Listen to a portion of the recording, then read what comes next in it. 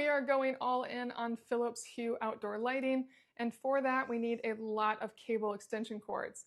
This is a 16.4 foot extension cord, and let me show you what it looks like.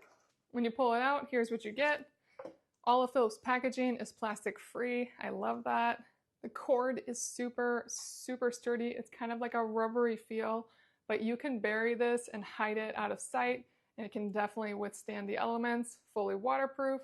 These are a low voltage Philips cord that's very unique to this system. And as you can see, it has kind of a little T, and these two are the two different sides. And while you never connect these two together, you can. And that's how they go together very easily. And then you just twist, and that makes sure that it's completely watertight and nothing's getting in there. So it's super simple, but it gives me a lot of flexibility. With a combination of extension cords and T-connectors, I can put lights wherever I want throughout the yard, and I can really customize my setup.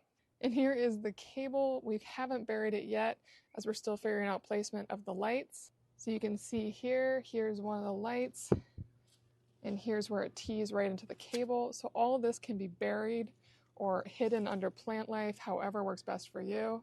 We have a long ways to go in moving these around and playing with the colors, but I am really loving what Philips Hue can do.